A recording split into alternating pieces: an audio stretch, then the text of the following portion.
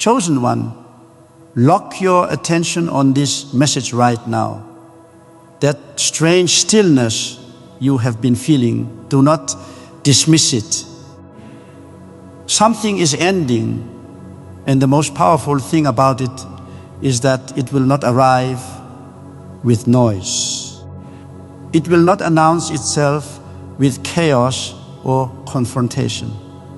The biggest goodbye of your life is already in motion, and it is doing what all divine endings do. It is moving in silence. The enemy is working overtime right now for one reason and one reason only. He knows that when this goodbye completes itself, he loses his access to you forever. It all ends here. The confusion, the waiting, the exhaustion of holding on to something that was never meant to follow you into your next season. But listen carefully, because this is the part most people miss. It is not ending because you failed. It is ending because you finally stopped fighting the closing door. Think back to that moment this week when you let something go without making it dramatic. Maybe you did not respond to that message. Maybe you drove past that place without stopping. Maybe you sat with the grief of it quietly instead of reaching back. You thought that moment was weakness. You thought walking away without a word meant you were not ready. But that silence was not surrender. That silence was completion. That was the moment heaven said, "It is done." You did not find this message by accident. The algorithm did not surface this for you. Something far older and far more precise than any system built by human hands brought you to this exact moment. This is a divine appointment, written before the foundations of the earth, prepared specifically for the version of you that is standing at the threshold of the most significant transition of your life. Stay through every second of this message, because in the next few minutes, I am going to show you exactly what this goodbye is clearing out of your path. I am going to hand you the decree that legally closes the door on everything that has been assigned to delay your next season. And at the end, I am going to give you the declaration that seals this ending and activates the arrival of what has been waiting on the other side. Do not leave before the end. Your future self is standing on the other side of this message. And if you walk away now, you risk reopening an exit that God has already sealed. I know what the last 72 hours have felt like. It has not just been quiet. It has been a specific kind of quiet. The kind that settles into your chest and makes it hard to explain to anyone around you why you feel the way you feel. The kind that sits at the edge of something enormous.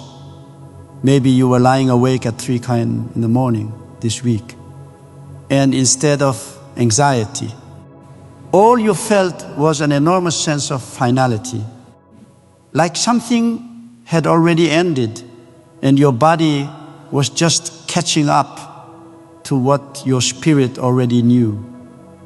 Or maybe it was yesterday, standing in the middle of an ordinary moment, and out of nowhere, your eyes filled with tears, and you could not explain why.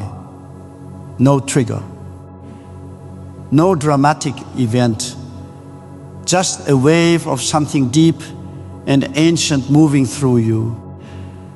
You feel suspended, like you are standing in the hallway between 2 rooms, one door behind you that you cannot fully see anymore, and one door ahead of you that has not opened yet.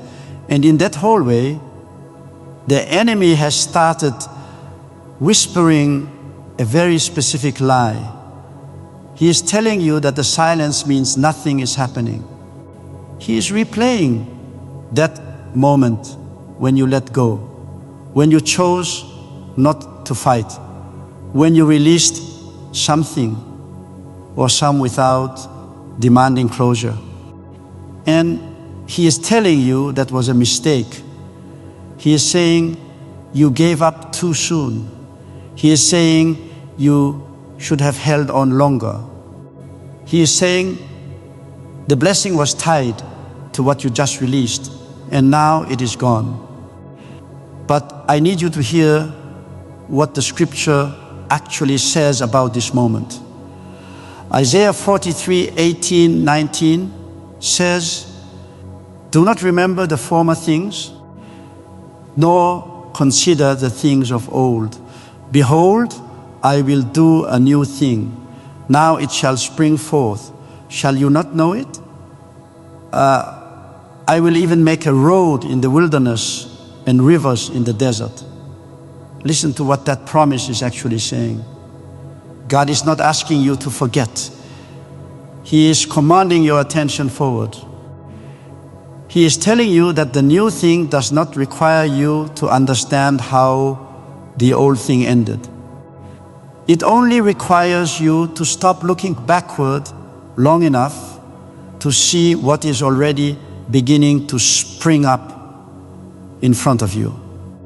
The biggest goodbyes never come with announcements. They do not give you a speech.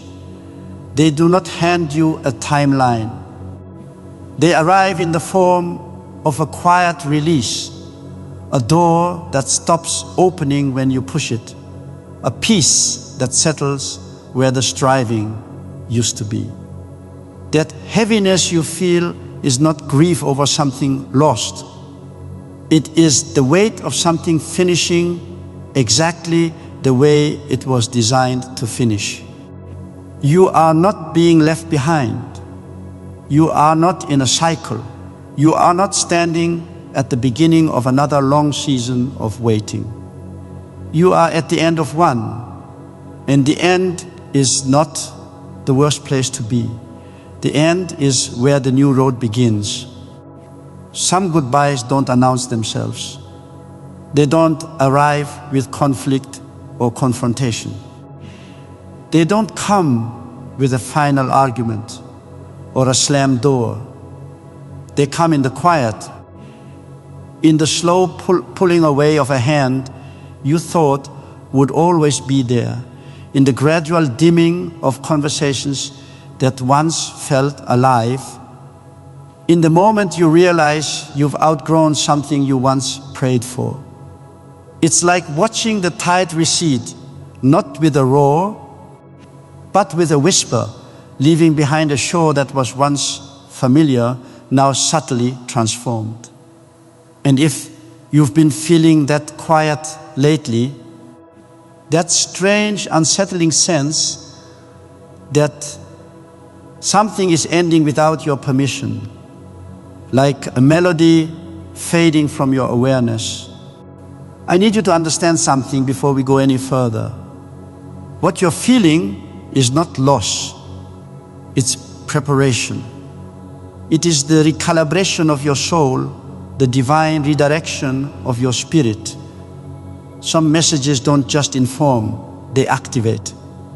If something stirred deep in your spirit just now, a resonance that felt like a key turning in a lock, you may be ready to receive the chosen one's blueprint. This sacred guide reveals the 8 divine patterns behind your calling, your suffering, and your destiny. It is a map etched in cosmic ink, designed to illuminate the sacred architecture of your life. It also comes with the full audiobook, so you can absorb it during prayer, rest, or quiet moments with God. letting the truth seep into your very being, like a gentle rain nourishing parched earth. And for those called to speak His truth, you'll also receive activating your prophet mantle, a powerful bonus ebook for those carrying a prophetic assignment, equipping you with the spiritual weaponry and wisdom to declare His word with unshakable authority. The link is in the first pinned comment, but only for a limited time, a fleeting window of opportunity for divine empowerment. Now, let's go deeper, because this is where most people get confused, caught in the undertow of their own resistance. They feel the ending coming, a subtle tremor beneath the surface of their lives, and they fight it. They hold on tighter, like a drowning person clinging to a piece of driftwood, desperate not to be swept away. They pray against the very thing God ordained. Their prayers a plea for the familiar, a resistance to the ordained transition. They mistake the closing of a chapter for the closing of the book, a misunderstanding that keeps them tethered to the past. But heaven doesn't remove things from your life carelessly, like a child discarding a broken toy. Every departure has been deliberated. Every separation has been sanctioned by a wisdom that spans eternity. And the quiet goodbye you're walking through right now, the one that feels like abandonment, like failure, like something went terribly wrong, like a ship sailing away from shore without you. It was written in the stars before you were born, a destiny woven into the fabric of creation. Think about Abraham. The moment God told him to leave his country, his kindred, his father's house, He didn't tell him where he was going. He just said, go. Imagine the profound stillness of that command, the sheer leap of faith required. And Abraham had to make a quiet goodbye. No ceremony, no farewell gathering, no explanation that would make everyone understand the seismic shift occurring within him. Just the internal knowing, a deep, unwavering certainty that what was behind him could no longer contain what was ahead of him. The goodbye was quiet because the assignment was sacred, a whisper from the divine that couldn't be drowned out by the clamor of human expectation. And some things God is moving you away from are too holy, too precious, too potent to explain to people who weren't meant to walk that particular path with you. They are secrets held between your soul and the Creator, moments of profound intimacy that require no earthly validation. But here's where it goes deeper, unearthing truths that lie beneath the surface of our daily experience. It's not just about the people leaving or the places changing, the tangible aspects of our lives that feel like they are dissolving. The most significant goodbye you are being asked to make right now is internal.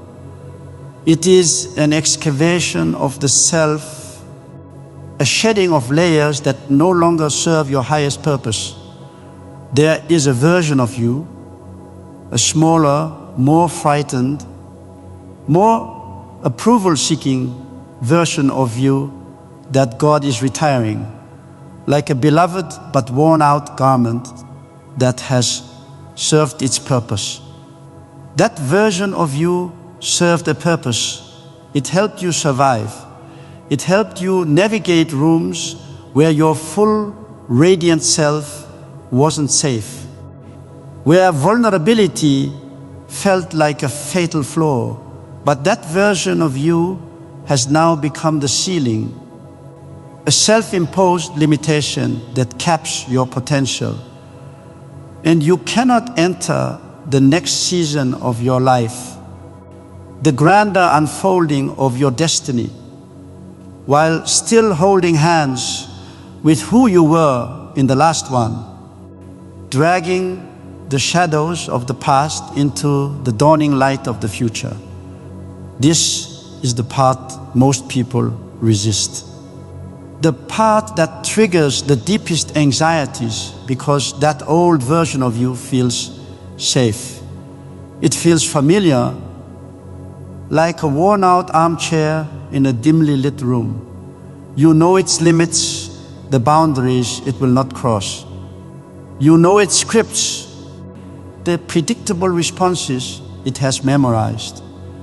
You know exactly how much pain it can manage before it breaks, and exactly how much joy it will allow before it flinches, before it shrinks back into the shadows. But familiar is not the same as faithful, and comfort is not the same as calling. The goodbye God is orchestrating in your life right now is asking you to release even the identity that got you this far. The mask you wore with such practiced ease, because it cannot carry you to where He is taking you next. It is an identity forged in the crucible of survival, not in the fires of transformation. And what's coming next will likely surprise you. It always does. The divine tapestry of our lives is far more intricate and wondrous than our limited human minds can conceive, because here is something that rarely gets spoken. A truth often buried beneath layers of societal conditioning and personal expectation. The goodbye isn't only about what's being removed. It's about what the removal is creating space for. It's about the fertile ground left behind after the harvest, ready for a new planting. When God stripped Joseph of his coat, his freedom, and his reputation all in rapid succession, it looked like devastation from the outside. A man being systematically dismantled. It looked like a life unraveling at every seam, a tragic narrative of misfortune. But every layer that was taken was a layer that would have limited him in the palace, a constraint that would have prevented him from ascending to his rightful place. The pit wasn't punishment, it was preparation. A divine alchemy dressing loss in the garb of opportunity. And the prison wasn't delay, it was the classroom. The sacred space where the ruler was being formed in secret, where the profound lessons of governance and forgiveness were etched into his soul. You have been in that classroom. You may still be in it right now, feeling the intensity of the learning curve. And if you are, I want you to hear this clearly, to let it penetrate the deepest chambers of your heart, the suffering that felt purposeless, the trials that seemed without reason had a curriculum. There was a divine lesson embedded within the struggle.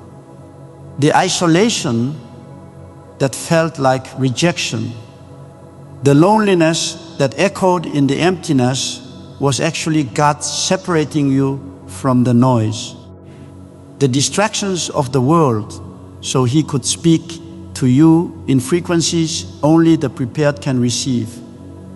in a language spoken heart to heart. Stay with me, because what I'm about to share next is the part that breaks the cycle. The revelation that liberates you from the recurring patterns of pain and stagnation.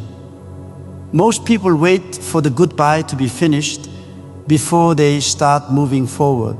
They say, I'll trust God once this situation is resolved. They live in a state of perpetual anticipation, a holding pattern of conditional faith. I'll step into my purpose once I know what's next. They declare, seeking certainty before commitment. I'll let go once I have something to hold on to.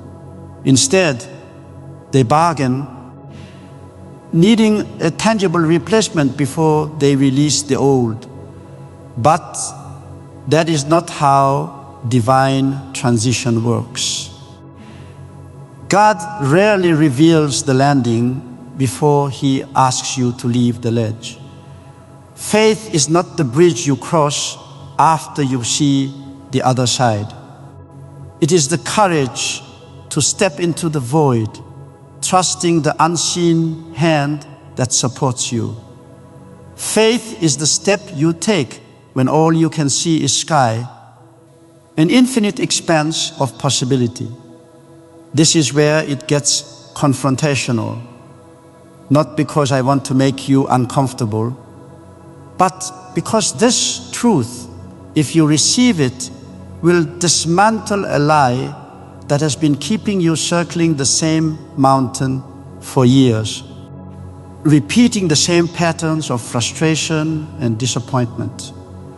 The goodbye you keep postponing, the relationship you know isn't right, the one that drains your spirit, the environment you know is shrinking you like a garment that has become too small, the version of yourself you keep returning to out of habit, a comfortable but limiting old skin. You are not waiting on God's timing. God has already spoken, His voice, a persistent whisper in your spirit. What you are actually waiting for is permission from people who will never give it, an external validation that will never come. You are waiting for consensus from voices that were never meant to authorize your next level. Voices that are themselves bound by limitations. And as long as their approval is the threshold for your movement, as long as you require their blessing to step forward, you will remain exactly where you are, tethered to their limited perspective. Ruth didn't wait for the village to understand her loyalty to Naomi, her unwavering devotion. She didn't wait for a sign or a strategy or a safe path, a guarantee of success. She spoke her goodbye to her old land, her old gods, her old future in one of the most radical and beautiful declarations in all of Scripture. Where you go, I will go. And where you stay, I will stay. Your people will be my people, and your God my God. And she moved. And it was the willingness to make that quiet, irreversible goodbye, that profound act of faith and surrender, that positioned her for a legacy no one in her family line had ever imagined. Her breakthrough wasn't in the fields of Boaz, though that was a significant part of her story. Her breakthrough was in the moment she chose to walk away from what was familiar, from the safety of the known, towards something she couldn't yet see, a future painted with the vibrant hues of divine providence. In just a moment, will uncover what's been hidden in plain sight. The real reason the goodbye has felt so hard. The emotional anchor that has held you captive. Because here is what most people don't realize. A subtle deception that plays out in the theater of the soul. The reason the goodbye feels so devastating is not because of what you're losing, the external circumstances that appear to be slipping through your fingers. It's because of how deeply you have tied your identity to it, how inextricably you have woven your sense of self into the fabric of that relationship, that community, that role, that version of yourself that belonged to those spaces. You didn't just participate in those things, you became them. A fusion that blurred the lines between your essence and your earthly attachments. And when God begins to pull them away, not with violence, but with a gentle, persistent unraveling, it doesn't just feel like change. It feels like erasure. It feels like if that thing goes, you go with it. A complete annihilation of your being. But that is the lie. That is the agreement that has to be broken. The false narrative that must be exposed and discarded. You are not the role you played. You are not the relationship that defined you. You are not the community that once held you in its embrace. You are the one God placed inside all of those things. The divine spark animated within the earthly vessel. And when He removes the container, it is not to destroy you. It is to remind you with undeniable clarity that you were never defined by it, that your true essence transcends all external circumstances. This is where the real transformation begins, the profound alchemy of the Spirit. And it starts with understanding the nature of divine severance. God doesn't cut things off because they were bad or tainted.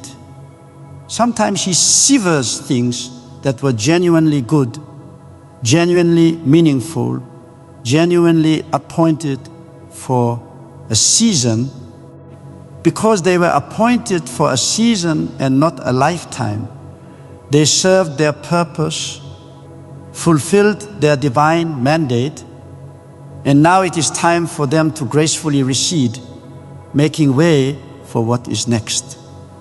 And one of the most spiritually mature things a person can do is honor something for what it was, release it with profound gratitude for the lessons learned and the growth experienced, and trust that what comes next was worth the cost of letting go. Grief is not the opposite of faith. It is a sacred passage, a testament to the depth of what we have loved. You can mourn the ending and still believe in the beginning with every fiber of your being. You can cry over what was, acknowledging the beauty and the pain of the past, and still walk toward what is with the heart open to the unfolding future. But let me challenge you with something, because we are in the confrontation zone now, the space where truth meets resistance. And I want to be honest with you, to speak with unflinching clarity. There is something beneath the grief that you haven't named yet, a deeper current flowing beneath the surface of your sorrow. Underneath the sadness about what's leaving is a fear you haven't fully faced, an unspoken terror that lurks in the shadows of your subconscious. And the fear is this: what if I make this goodbye? Release everything God is asking me to release. Step into the unknown with radical abandon. And I still end up alone? What if I let go and nothing catches me, like a diver leaping into an abyss with no safety net? What if the next thing never comes, leaving me stranded in the desolate landscape of my own making? That fear is real. I am not dismissing it. I acknowledge its power and its presence, but I need you to hear what that fear is actually telling you, because it is not telling you the truth about the future. It is telling you the truth about what you believe about God, about your underlying perception of His character and His faithfulness. And if deep down you believe that God might let you fall, that He might ask you to release what you love and then fail to show up, to abandon you in your moment of greatest need, then the real work isn't about the goodbye. The real work is about trust, about dismantling the false beliefs that prevent you from experiencing the fullness of His love and His provision. And here's the part you probably didn't expect: a divine twist that reorients your perspective entirely. The thing that has been making this goodbye so hard isn't the enemy, though he delights in our bondage to fear. It isn't your past, though its echoes can be powerful. It isn't the people involved, though their actions may have contributed to the pain. It is the fact that somewhere inside of you, buried beneath layers of conditioning and past hurts, you still believe that you have to earn what God has already promised. You have been functioning as though your breakthrough is contingent on your performance, as though if you just hold on long enough, sacrifice enough, prove enough, endure enough, then maybe finally you'll deserve the next chapter, the blessings that await you. But that is not the economy of heaven. Grace doesn't function on merit. It is a gift freely given, unearned and undeserved. Your next season isn't being withheld until you get it right, until you achieve a certain level of perfection. It's being positioned, unfolded and manifested while you learn to let go, while you embrace the freedom of unmerited favor. The goodbye isn't the price of admission. It is the door itself, the very gateway to your destiny. And the moment you stop trying to earn your way through it, the moment you release the burden of performance and simply walk through it, embracing the grace that awaits you on the other side, everything shifts. The air clears, the path illuminates, and the kingdom of heaven comes into its fullness within your life. Tonight, before you sleep, place your hand on your heart. Feel the steady rhythm of your own life force, the undeniable presence of the divine within you, and declare this with me.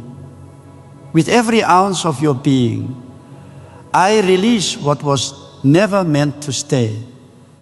I release the identity I built to survive seasons I have now outgrown. I release the need for permission from people who were never meant to authorize my next level. I release the fear that letting go means falling. I declare that every goodbye God has ordained in my life is a threshold, not a tragedy. I am not being abandoned. I am being positioned. I am not being erased. I am being refined. I trust the God who removes things with the same measure I trust the God who gives. I step forward, not because I can see the path clearly, but because I know the one who laid it. I am ready. I am chosen. And my next chapter has already been written. A masterpiece of divine love and purpose. If this message confirmed something your spirit already knew, a truth that resonated deep within your soul, don't keep it to yourself. Share it with someone who is in the middle of a quiet goodbye right now. Someone who feels adrift in the sea of transition, because they need to know that what they're feeling is not the end. It's the beginning dressed in the language of loss. A beautiful and powerful paradox of divine orchestration. Now I want to take you even deeper into this revelation, because there are layers upon layers of wisdom that God wants to unfold in your heart. The goodbye you are experiencing is not just about releasing people, places, or things. It is about releasing the very way you have understood your life until now. You have been living under a certain paradigm, a way of seeing yourself, your relationships, your purpose, and your future. And that paradigm has served you for a season. It has helped you survive. It has helped you cope. It has helped you function in a world that often felt hostile or confusing. But that paradigm has now become a prison. It is a set of assumptions and beliefs that no longer match the reality God is calling you into. And the only way to break out of that prison is to walk through the door of goodbye. Think about the Israelites in the wilderness. They had been slaves in Egypt for generations. They had learned to survive under oppression. They had learned to expect the worst. They had learned to be small, to take what they could get, to never ask for more, to never hope too big. And when God delivered them, when He brought them out with a mighty hand, they still carried Egypt inside them. They still thought like slaves. They still believed they were not worthy of abundance. They still expected to be mistreated. And that mindset, that internal Egypt, was what kept them wandering in the desert for 40 years. They had left Egypt physically, but Egypt had not left them emotionally or spiritually. And God had to spend 40 years, an entire generation, unlearning that slavery mentality before they could enter the promised land. The same is true for you. The goodbye God is asking you to make is not just about leaving a situation or a relationship. It is about leaving the internal slavery, the belief that you are not enough, that you will never make it, that God has forgotten you, that you have to fight for everything alone. That is the Egypt you are being delivered from. In the wilderness, the desert, the place of uncertainty and waiting. That is not punishment. That is your detox. That is where God is cleansing your system of the toxic beliefs that have kept you bound. In the desert, God gave them manna, supernatural provision. He gave them water from a rock. He gave them clouds by day and fire by night. He was teaching them to depend on Him alone, not on their own strength, not on their own resources, not on what they could see with their eyes, but on what He could provide with His hand. And that is exactly what He is doing with you right now. He is pulling away the things you have been depending on so that you can learn to depend on Him. He is removing the false security so that you can find the true security. He is taking away the familiar so that you can embrace the miraculous. And I know it hurts. I know it feels like you are being stripped bare. I know you have cried in the night and wondered if God is still there. But I need you to hear this. He is more present in your pain than you can imagine.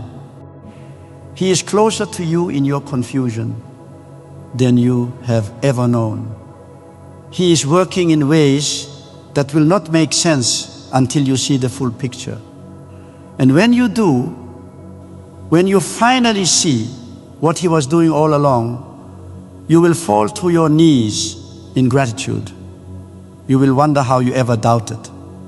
You will realize that what you thought was the worst thing that could happen was actually the best thing that could happen.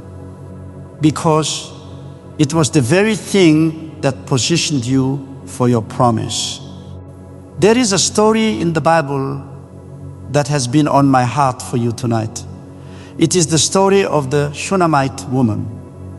She was a wealthy woman, a woman of influence and standing, and she showed kindness to the prophet Elisha. She built a room for him in her home. She fed him. She honored him. And because of her generosity, Elisha asked her what she wanted. And she said, "I dwell among my own people." She did not ask for anything. She was content. She was not looking for more. She was not striving or begging. But Elisha saw something in her. He saw that she had no child. She had no heir. She had no one to carry on her legacy. And he prophesied to her that by this time next year, she would hold a son in her arms. And she conceived. She gave birth. But then something happened. The child grew, and one day he complained of a headache, and he died. He died in her arms. And she took him up to the prophet's room. She laid him on the bed, and she went to find Elisha. And when she saw him, she fell at his feet and said, "Did I ask for a son? Did I not say, 'Do not deceive me'?" Her heart was broken. Her promise was dead. Everything she had hoped for, everything she had believed for, everything that seemed like a miracle from God was lying cold in that room. Now pay attention to what she did next. She did not stay in her grief. She did not sit in the ashes. She did not collapse in despair. She kept moving. She kept going after the prophet.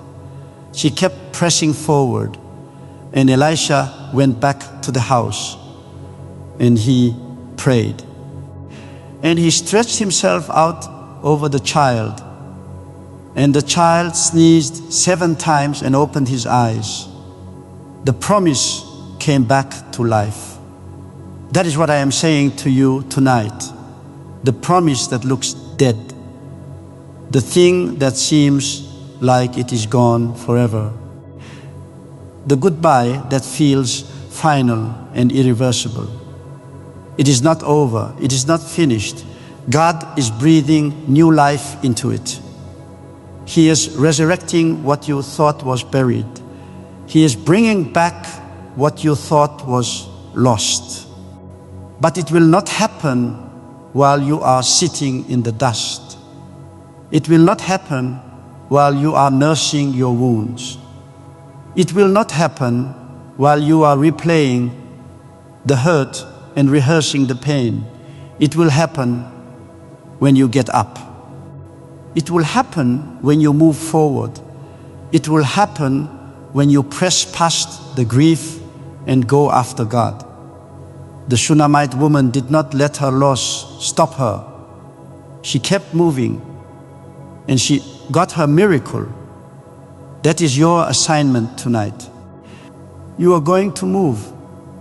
You are going to press. You are going to keep believing, and you are going to see the promise come back to life. But I need to warn you about something. The enemy does not want you to see this. He does not want you to understand that your goodbye is the gateway to your breakthrough. He wants you to think you have been rejected. He wants you to think you have been abandoned. He wants you to think that God has turned his back on you. Because if he can keep you in that place of despair, you will never step into the fullness of your destiny. You will never receive the inheritance that is waiting for you. You will never walk into the land that God has promised. So he comes with accusations. He whispers in your ear at night. He reminds you of every failure. He replays every mistake. He shows you every time you fell short. He makes you feel like you are not worthy. He makes you feel like you are not enough. And he tells you that the door is closed forever.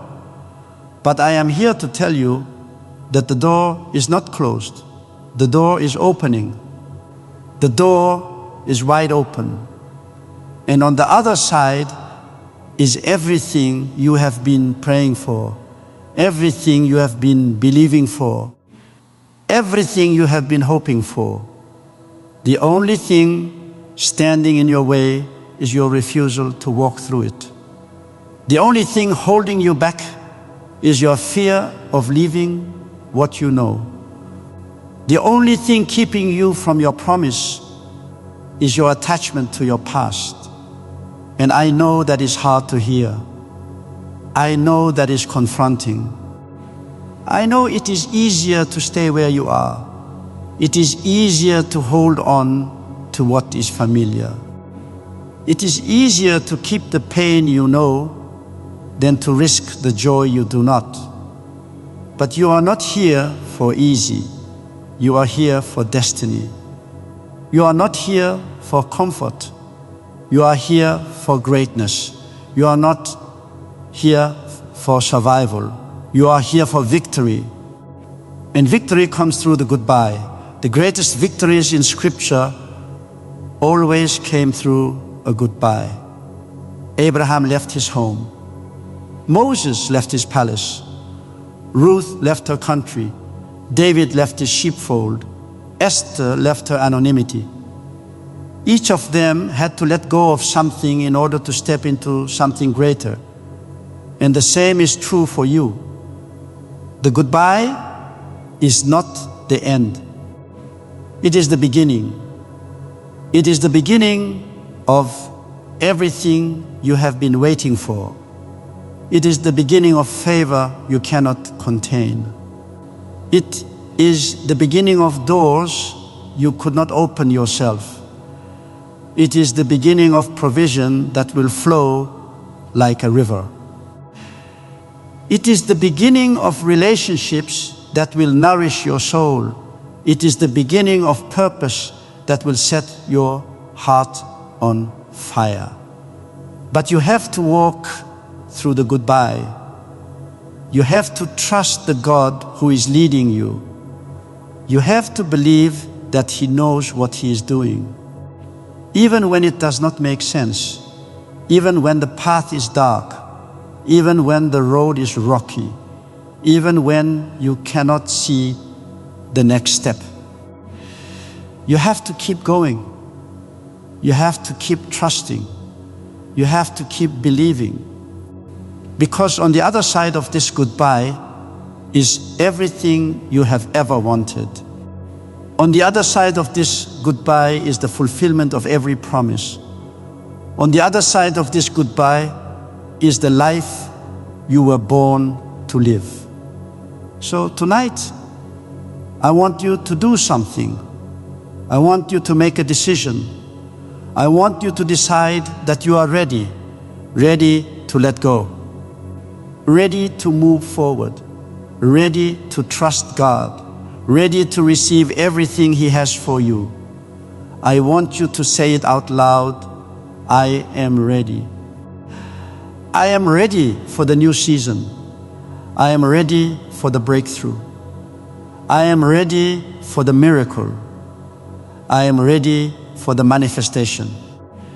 I am ready for the fulfillment of every promise. I am ready to walk through the goodbye. I am ready to embrace the future. I am ready to receive my destiny. And when you say that, when you declare that with your whole heart, the heavens will open. The angels will move. The enemy will flee. And God will respond. He will respond because He has been waiting for your yes. He has been waiting for your surrender. He has been waiting for your trust. And now that you have given it, He is going to move. He is going to move like never before. He is going to do things you have never seen. He is going to open doors you never knew existed. He is going to bring people into your life who will help you fulfill your purpose. He is going to release resources that will enable you to do what He has called you to do. He is going to do it. And it is going to be more than you could ever ask or imagine. It is going to be glorious. It is going to be abundant. It is going to be life-changing. And you are going to look back at this moment and say, I am so glad I let go. I am so glad I trusted God. I am so glad I walked through the goodbye, because on the other side was everything I ever wanted, and it was worth it. It was worth every tear. It was worth every sleepless night. It was worth every moment of uncertainty. Because now I am living the life I was born to live. Now I am walking in the fullness of my destiny. Now I am experiencing the favor that I was promised. And nothing can stop me. Because the God who brought me through the goodbye is the God who will take me into the promise. And He is faithful. He is faithful to complete what He started. He is faithful to finish what